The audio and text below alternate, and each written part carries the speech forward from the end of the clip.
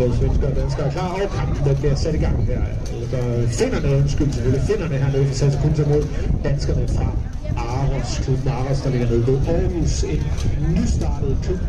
De har før i tiden kæmpet under et andet forbund med nogle lidt andre regler, men er nu begyndt at kæmpe også under det samme forbund, som vi kæmper her i dag. Altså begge forbund kæmper de over.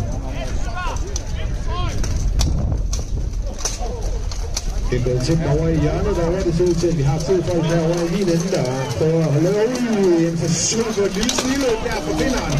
Men det lykkes ikke, men han får afbrudt danskerne i at tage sit våben. Så danskerne her altså holder sit våben fuldstændig omvendt, det vil sige, at han altså ikke rigtig kommer ud på det. Rigtig flot set ellers, så danskerne der.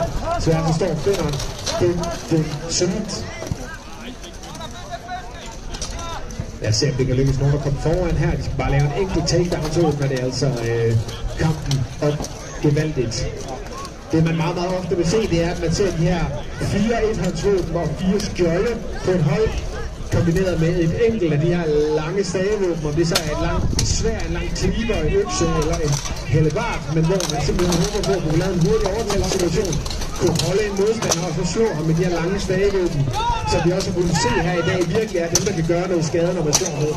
Ligesom vi ser derovre fra Aros-manden et par rigtig solide slag. Med at bruge deres masser. Jeg håber, han er okay.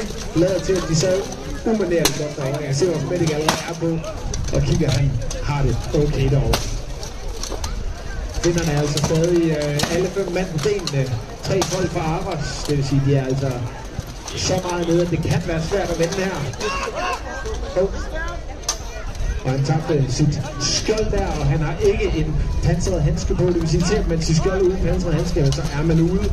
Nu hedder vi så 5-2, det vil sige, det er, og han sætter sig også ned der. Det vil sige, kampen der bliver stoppet.